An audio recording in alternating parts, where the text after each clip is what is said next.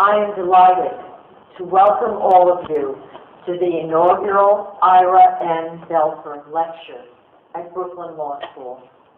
In just a few moments, I will introduce our distinguished speaker. But before I do that, I would like to take a moment to introduce the man for whom this lecture series is named, Ira M. Belford, a member of the Brooklyn Law School class of 1933. When Ira entered the first-year class in 1929, law school was just one stop in his very busy day, but it turned out to be a very important one. At the same time that he was studying law, Ira was finishing up work on his undergraduate degree in City College, selling clothing in a menswear store, and teaching English as a second language to newly arrived immigrants on the Lower East Side. On one of those rare days when Ira was able to spend a few moments in the student lounge, he was challenged by a fellow student to a game of checkers. According to Ira, the game was not only memorable because he was so swiftly defeated, but also because, although he lost the game, he won a lifelong friend. His opponent was Jerry Prince, also a member of the class of 1933. Ira would go on to become a distinguished practitioner. Jerry Prince would go on to become Dean Jerome Prince, the man for whom this moot courtroom is named. Ira's friendship with Dean Prince and a succession of Brooklyn Law School deans has kept him connected and involved in the school's development for more than half a century.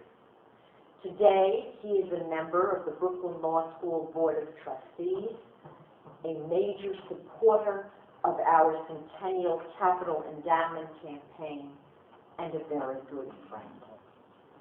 This lecture series was established by Ira's son Myron to celebrate Ira's great affection for the law school.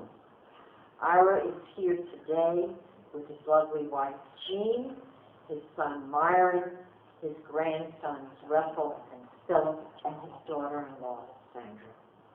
To Ira and to his entire family, I want to say thank you for making this lecture series possible.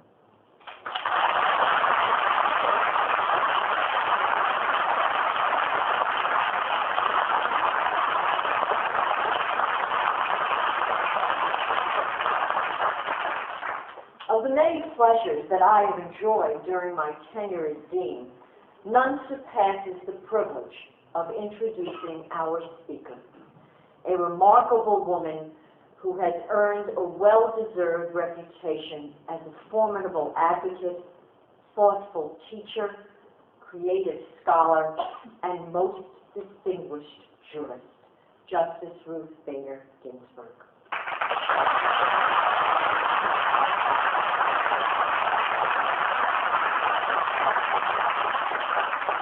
Justice Ginsburg's reputation is a tribute not only to her outstanding performance on the Supreme Court, but to the truly extraordinary accomplishments that brought her there.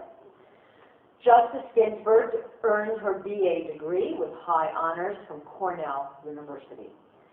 She began her law studies at Harvard Law School and received her LLB degree from Columbia Law School, where she was a Kent Scholar.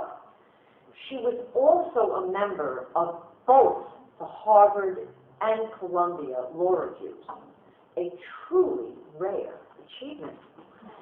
Her talent and intellect were recognized from the beginning of her career.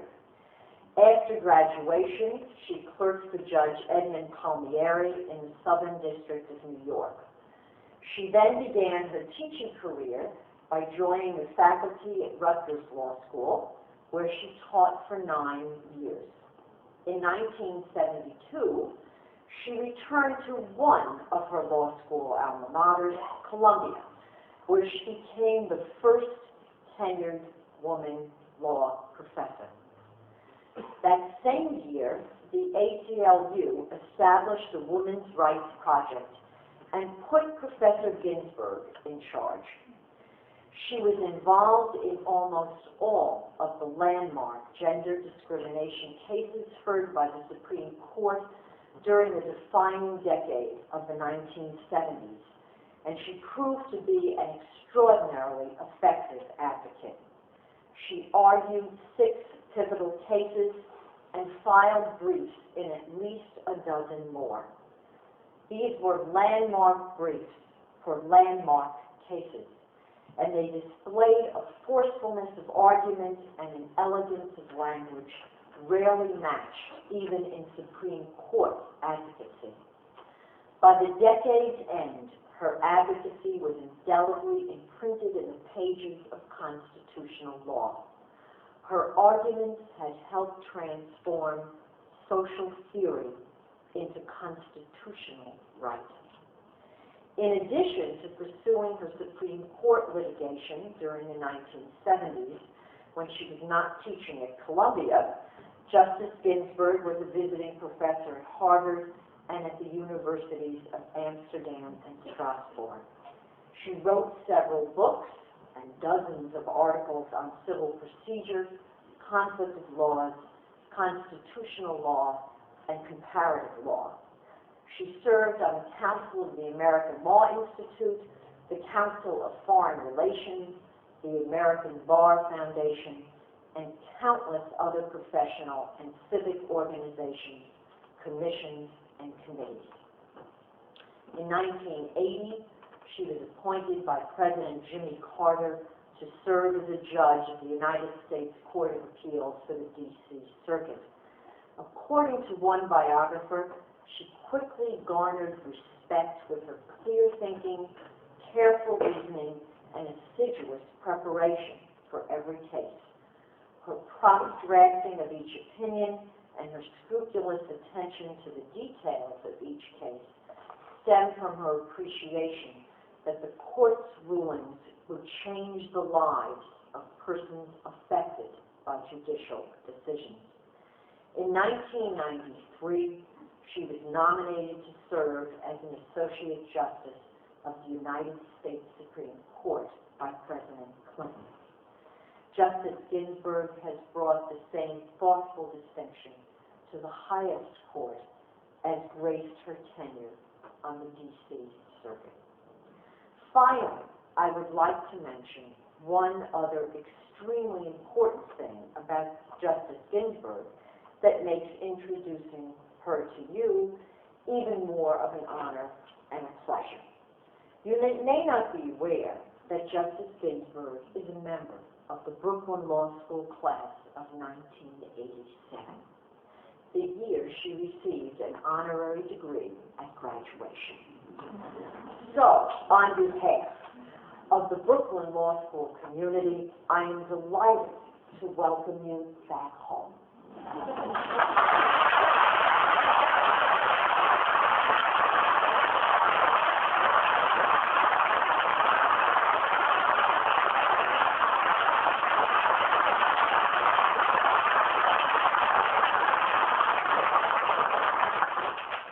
I thank the good dean for that splendid introduction, and most of all, I thank the Belfer family for giving me this invitation and opportunity to come home.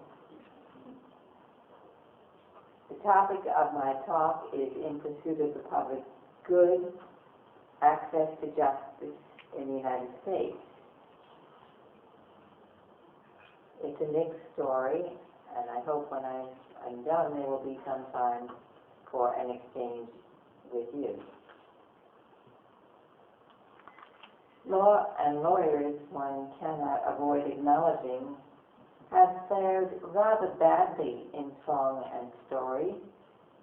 Writers, from Shakespeare to Sandburg, have sometimes revealed a lingering distrust of the lawyer's trade. Charles Dickens in Bleak House put it this way: the one great principle of the English law is to make business for itself. There is no other principle so distinctly, certainly, and consistently maintained through all its narrow turnings. Viewed by this light, it becomes a coherent scheme and not the monstrous maze the laity are asked to think it. Let them but once clearly perceive that its grand principle is to make business for itself at their expense, and surely they will cease to grumble.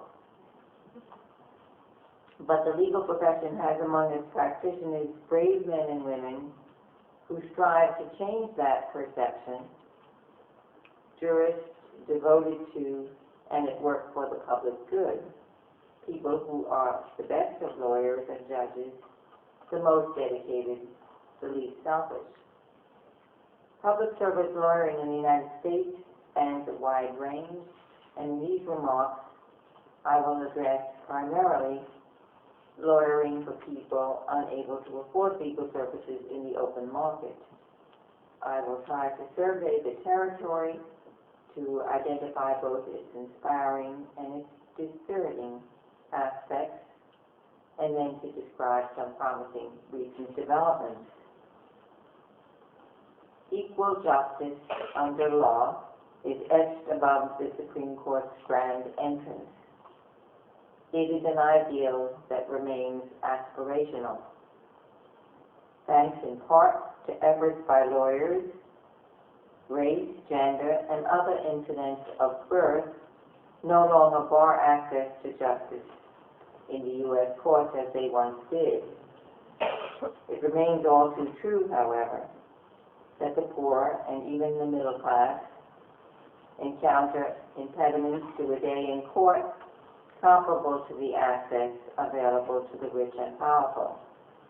In broad outline, less wealthy persons in the United States are able to engage lawyers in 4 ways. First, assistance may be gained from the legal aid organizations wholly devoted to representing poor people. The idea for such aid traces to the late 19th century societies that served specific groups.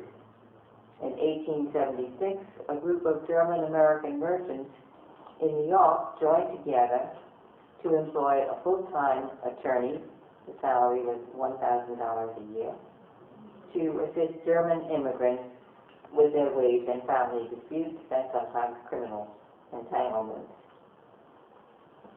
That new organization expanded to become the Legal Aid Society of New York, committed, as its president said in 1880, to procuring not alms, but justice. Some few years later, in 1886, the Chicago Women's Club established a protective agency for women and children with a lawyer on staff. That organization sought to shield young women from sexual exploitation. In time, the Chicago Society, in common with the New York Society, broadened its mission to encompass all poor citizens in need of representation, and similar legal service organizations sprouted up in other cities. Today, the 50 states are home to hundreds of legal service organizations. Some specialize in discrete areas, in family law, for example, or consumer rights, but most are generalists. In criminal matters, the 1963 Supreme Court decision in Gideon against Wainwright effectively required the government to provide counsel for defendants. On the civil side, there is still no federal right to an attorney, and the government supplies far less aid than it does in criminal cases. In 1974, Congress, with the support of the Nixon administration, created the Legal Services Corporation, but the corporation has suffered repeated cutbacks in its funding and in the scope of services it may render. While the legal services organizations focus on representing individuals in discrete disputes, a second type of pro bono organization selects cases to advance cherished rights for groups long denied them. One pioneer of such test case advocacy was Charles Hamilton Houston. Following his 1917 to 1919 military service in a segregated unit of the American Expeditionary Forces, Hamilton determined, as he put it, to study law and use my time fighting for men who could not strike back. The first African-American editor of the Harvard Law Review, Hamilton became dean of the Howard Law School, and then simultaneously special counsel to the NAACP. In those roles, he trained and inspired scores of lawyers, Thurgood Marshall among them, lawyers who assisted the NAACP in its long struggle against segregation. Hamilton, Marshall, and their heroic colleagues crafted the NAACP's strategy in the 1930s and the 1940s, step by step, to dislodge Plessy against Ferguson and end apartheid in America. The NAACP Legal Defense and Education Fund became a model for many other public interest legal organizations. For example, the Mexican American Legal Defense and Educational Fund, the National Organization for Women Legal and Defense Fund, the National Women's Law Center, and the National Partnership for Women and Families. Yet full-time legal aid organizations like these, though essential, are hardly the exclusive providers of pro bono legal services in the United States. The private bar, to which the vast majority of U.S. lawyers belong, plays a critical role, and I will next describe two main roads by which the private bar does so. One without monetary compensation, the other making large fees possible. One celebrated proponent of the private bar's unpaid effort was Reginald Heber Smith in the early 20th century. He was a partner at one of Boston's leading law firms, Hale and Dorr. In 1919, Smith published a book called Justice and the Poor. It was a groundbreaking study of how the economically disadvantaged fare in U.S. legal systems. Smith exposed vast differences in the quality of justice available to rich and poor. His expose led to endeavors to narrow the gap, including the first Confederation of Legal Aid Providers. While Reginald Smith galvanized a national movement to provide lawyers for those who could not afford to pay counsel, he did not neglect the remunerative side of work in law. Among his other distinctions, Smith is credited with inaugurating the practice of calculating lawyers' fees by billable hours. Yet he perceived, as most lawyers even today do not, the need for devoting part of a lawyer's working time to the pursuit of justice for people who could not be billed. The nation's firms currently advance Smith's pro bono initiative through a variety of efforts. One example is the Lawyers' Committee for Civil Rights. Its creation was sparked when President John F. Kennedy invited the leading lawyers to aid in assuring that civil rights guarantees would be effectively enforced. The lawyers' response was the nonprofit, nonpartisan Lawyers' Committee that now has offices in several cities. The Lawyers' Committee maintains a small permanent staff, but it relies dominantly on volunteers to accomplish its aims. The Chicago office, for one example, by the year 2000, engaged the services of more than 4,000 lawyers who collectively donated more than $3 million in professional assistance, both in litigation and in work aimed at improving the public schools, increasing the stock of affordable housing, and fostering business opportunities in disadvantaged communities. The private lawyer who serves the public good does so by choice. None of the 50 states of the United States require pro bono service as a condition of practice.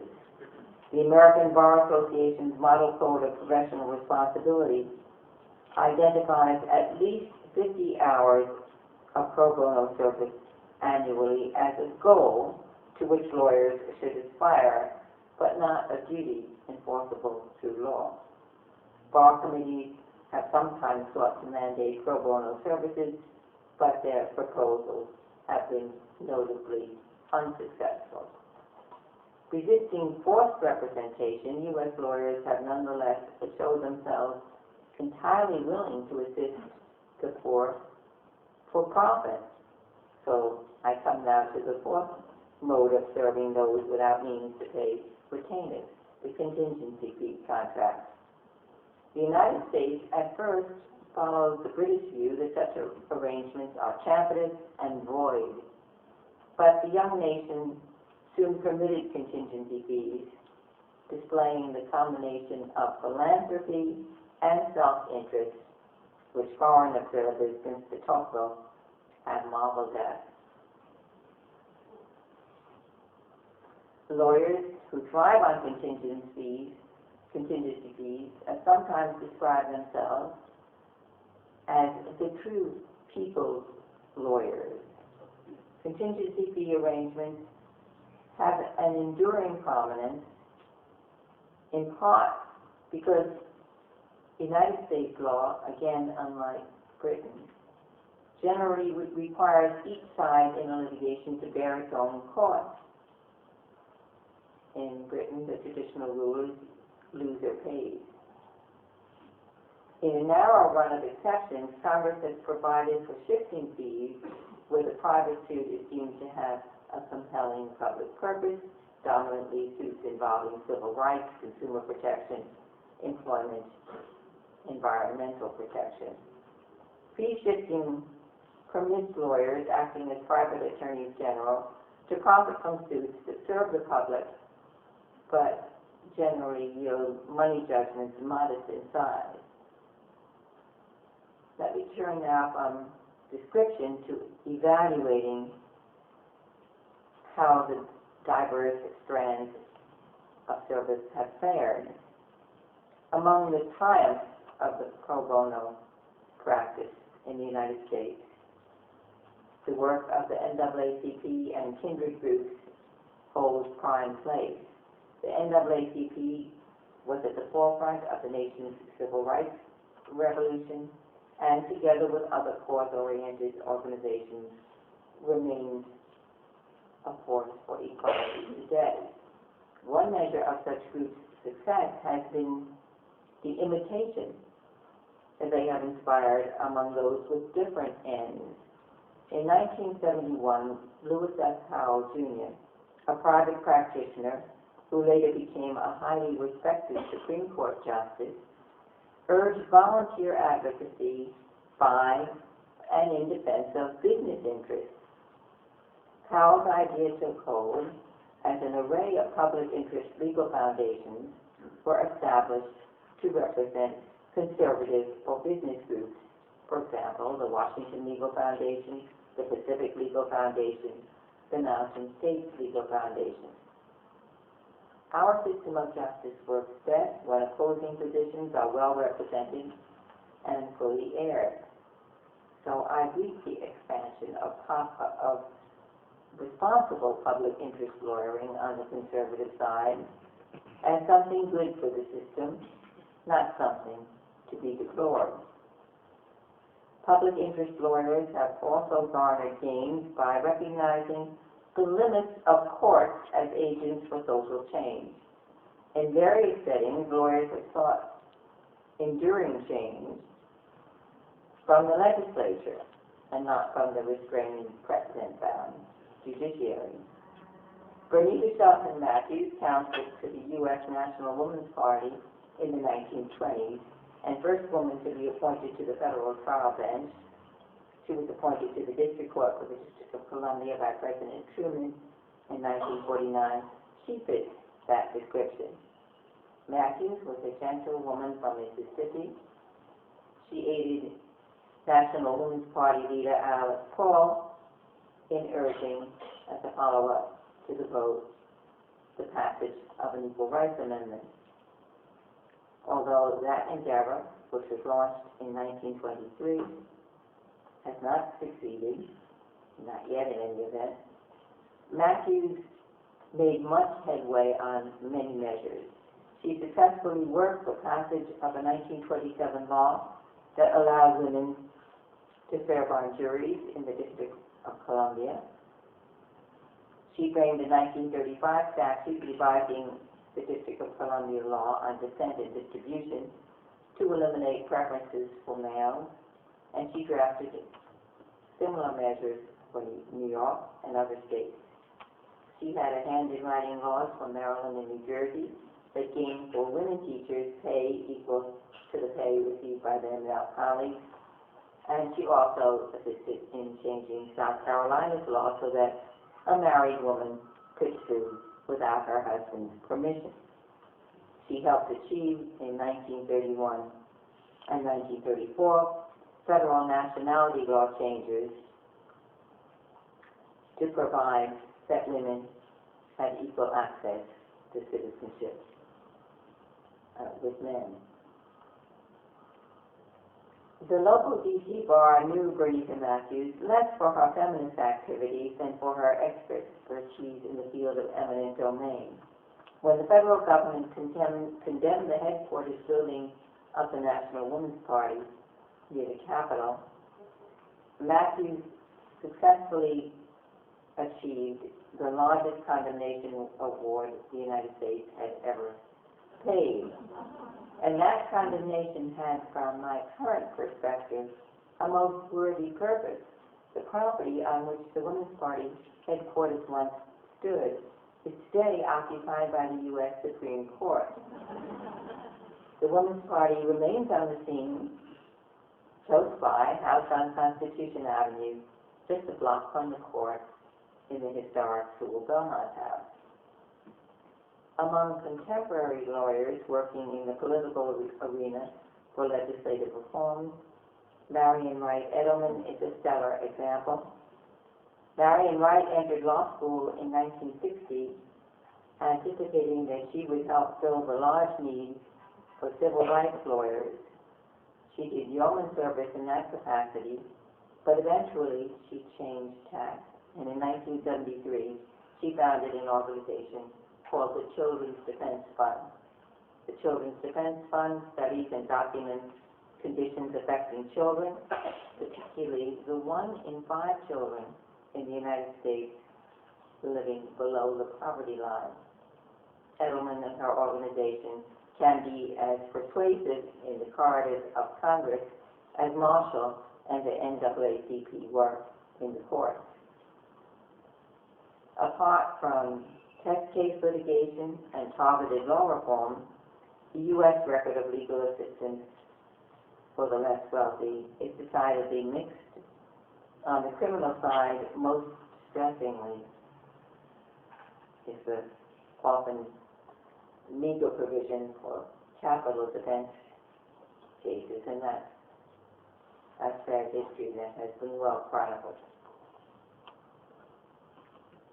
On the civil side, we are the nation with the highest concentration of lawyers, and yet we meet less than 20% of the legal needs of our poor and not 2/3 the needs of the middle class.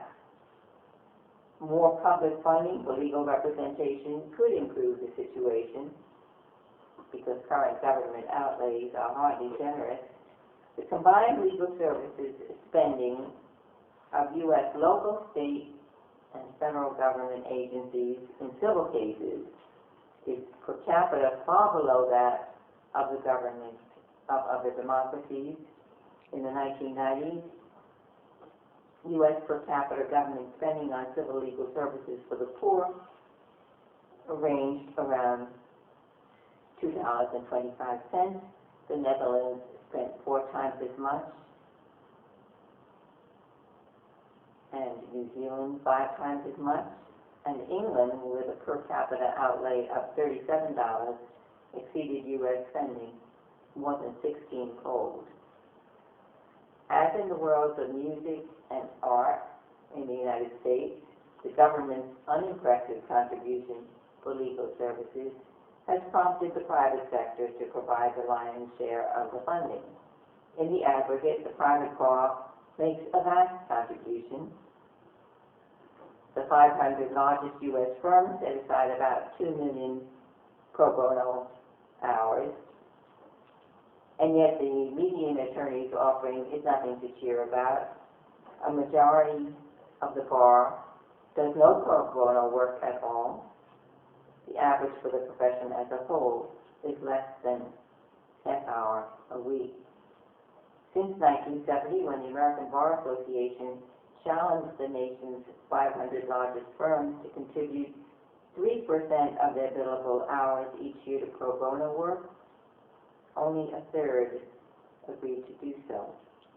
Most troubling, after growth in pro bono activity in the decade of the 1980s, the trend is now the other way.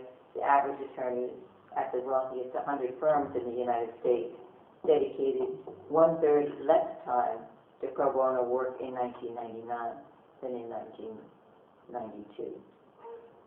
A public-spirited Washington, D.C. lawyer described this decline as a sea change, seeking to prevent defections to Internet startups. Many large law firms have recently raised associate salaries by as much as $25,000 a year. To pay for these salaries, the firms have increased their billable hours requirements. Pro bono has suffered correspondingly. It is perhaps some solace that the plaintiff's bar has flourished. Contingency litigation has vindicated important interests. Its great success, however, has a downside. Serious questions have been raised, most pointedly about mass tort cases. Are the lawyers involved in contingency litigation serving themselves at the expense of their clients and the public? Are they using the courts to address matters that legislatures might better tackle? Now, I hasten to add that it is not at all clear that the legislature's inaction can be laid heavily at the feet of the litigators. If this synopsis of pro bono service at the dawn of the century is cause for concern, and I think it is, there are also hopeful signs that brighten the picture, and in my remaining remarks, I will describe 2 of those signs. The first is the effort of some law firms to deepen and broaden their bonds to poor communities. In their private practice, firms recognize their responsibility not only to litigate for their clients in dire distress, but perhaps foremost to advise their clients in everyday affairs, to help them avoid problems that might bring them into court. On the pro bono side, however, the private bar has generally concentrated on litigation and not on dispute prevention. Happily, this concentration on post-damage activity is changing as more and more firms sponsor legal clinics operating as full-time, full-service law firms for poor communities. In a good week at such a legal clinic, one might find not only a litigator helping a foster parent to adopt a child, but also a real estate attorney helping a family close on its first home, a corporate lawyer enabling some small business owners to establish a new economic development program, a tax expert explaining to a store owner how to keep her liability low. Neighborhood-based clinics now flourish nationwide. In Richmond, Virginia, for example, in a partnership between the local legal aid office and Justice Powell's former law firm. In Minneapolis, Minnesota, in a venture joining a venerable partnership to a new health clinic, and in Silicon Valley, in a coalition of firms assisting low-income entrepreneurs under the auspices of the local Lawyers Committee for Civil Rights. One pioneer of business legal services, with the support of a dozen major firms, serves the borough in which I grew up, the community to which members of this audience belong. Brooklyn Legal Services Corporation, A, in recent years, has helped to develop low-income housing for victims of domestic violence, daycare centers, and health clinics for working parents, and businesses not simply operated, but owned by their workers. Firms that contribute to such efforts engage all of their lawyers' talents, not only the litigators. They remind their members, who are accustomed to shuttling between boardrooms and courtrooms, of the struggles and suffering down the block and around the corner. And they involve lawyers as long-term partners in communities' efforts to gain control of their destiny. As described by a lawyer who has spent 24 years at the Brooklyn A Innovation, we are not saviors in dealing with the problems facing our community and its residents. We are participants in a community-driven, community-controlled response to injustice. I see cause for optimism as well in the capacity of law schools to engage the aspirations and facilitate the service of their students. In my days at Columbia Law School from 1972 until 1980, I conducted a clinical program in which students assisted in the sex equality cases I litigated under the auspices of the American Civil Liberties Union. And I recall vividly from those years the efforts of my colleague Harriet Lamb, who was co-founder and director of the Columbia Law School Employment Rights Project. Harriet mounted arduous and ultimately victorious challenges to sex discrimination then rampant in business and commerce. She propelled overdue change in the hiring and promotion practices of leading New York law firms, the New York Times, and AT&T, among others.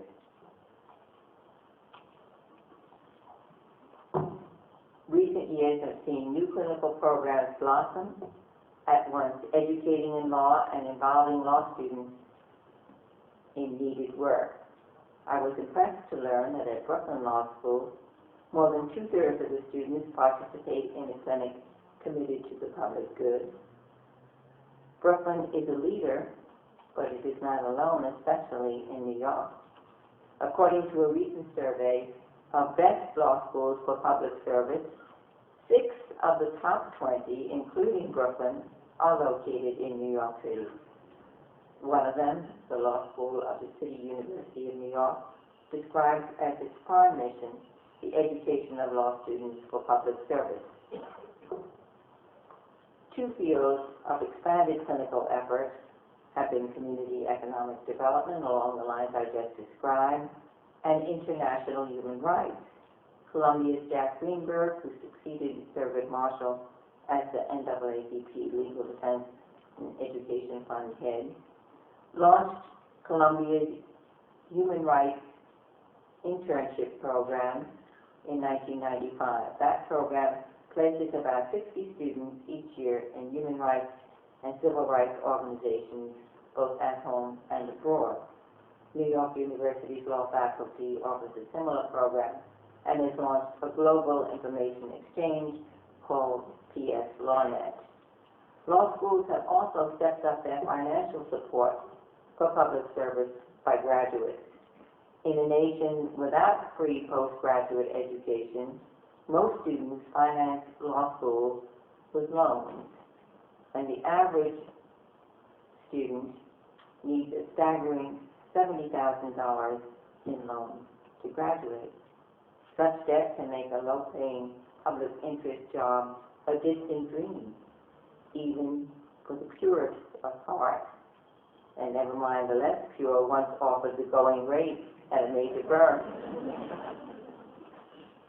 Today, Brooklyn is among 50 law schools, more than twice the number a decade ago, that offer help with debt to students who take low-paying jobs. 4 states, Arizona, Maryland, Minnesota, and North Carolina, do the same. In Minnesota, for example, when a campus bookstore at the state's leading public law school found itself with a small surplus, the student body voted to dedicate those funds to loan repayment. The idea burgeoned. That generous impulse resulted in a program that is now available to all who graduate Minnesota's 3 law schools or who serve the public good in that state. With the prodding of the impressive student-run National Association for Public Interest Law, more schools and states have seen their way to similar efforts. Performing public service, lawyers young and old rediscover that lawyering is not just a trade, but a responsible profession. One can surely be cynical about that characterization in a world where public figures inveigh against lawyers as parasites, and distinguished scholars write books about the lost lawyer and the betrayed professor. And Reginald Heber Smith's other invention, billable hours, shackles many lawyers like a pair of golden handcuffs.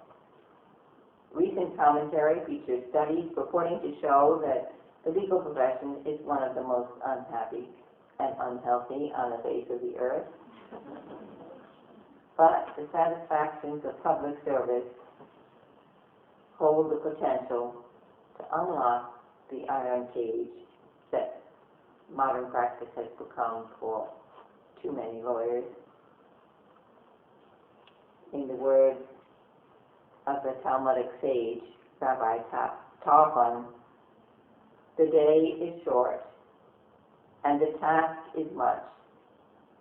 The workers are lazy, but the reward is great. Thanks so much for your patience.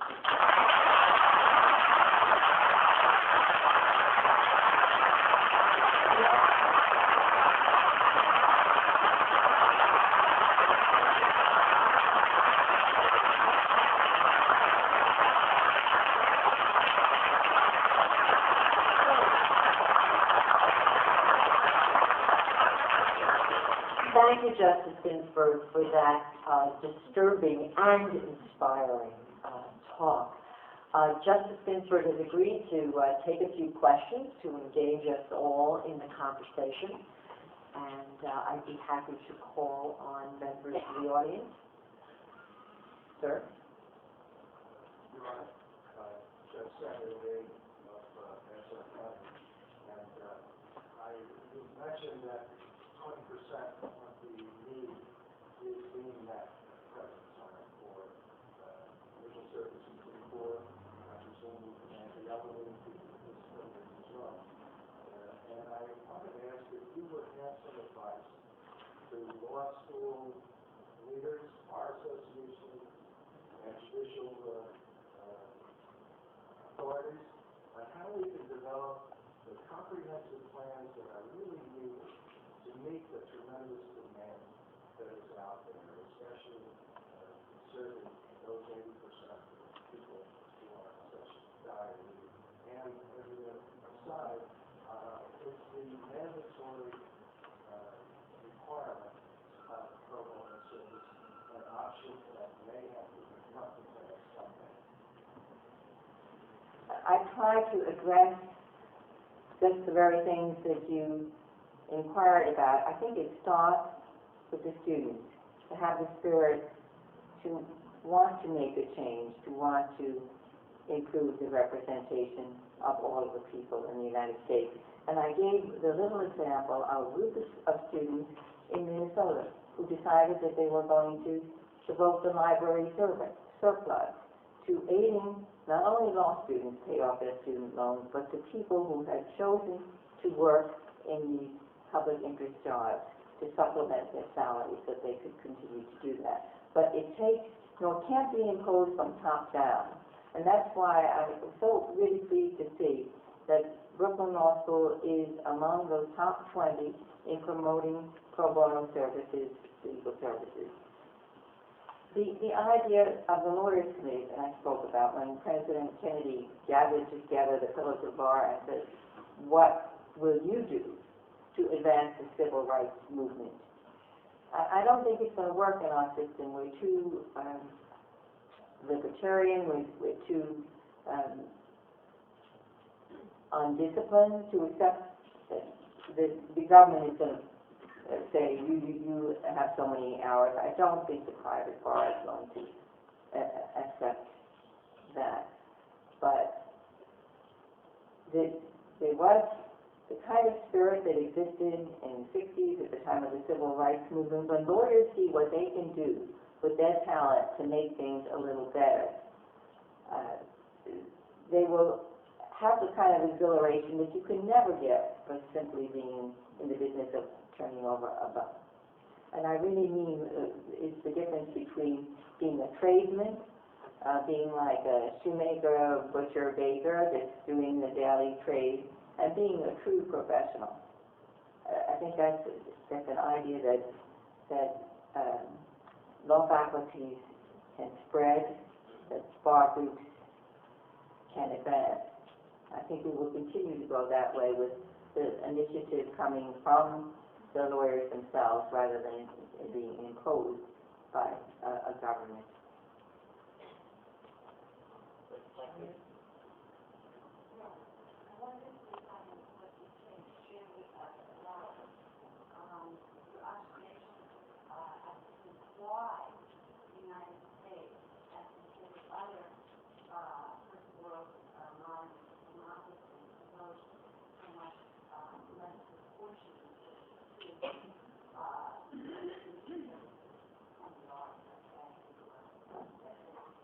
It hasn't been our tradition that the government supplies these things.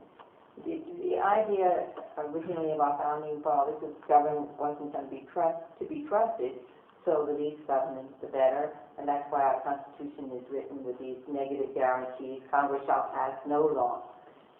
As opposed to the idea of the state being the father, the provider of good things for the people, taking care of the people, that paternalistic view of the state's role, and so that's why offers abroad are funded by the government, and here they have to make it on their own ability to attract donations. But I think it's just the difference in our tradition. Even think of something like Social Security. It had to be sold in the United States in the 30s as insurance. So it's called the Federal Insurance Contributions Act because of the idea of social welfare being provided by the state. This wasn't in tune with the individualistic libertarian views held by many in the United States.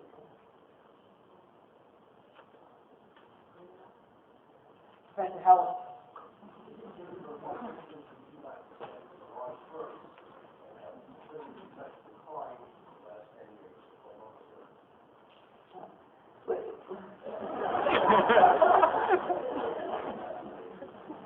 Well, you see how fired up the troops are when they do,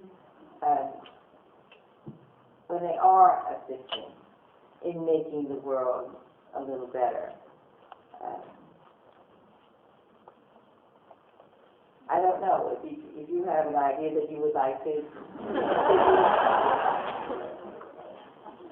I'm just thinking of the firm with which my husband is affiliated has a pro bono case that's going to be argued on the first day of our next upcoming sitting.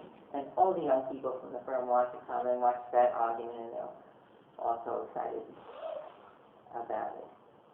But I think that it's the law schools, it used to be in the old days when in the 60s and the 70s when the law students were asking the firms, what do you do in the way of pro bono? They don't ask that question anymore. But I hope we'll get back to those days. Yes.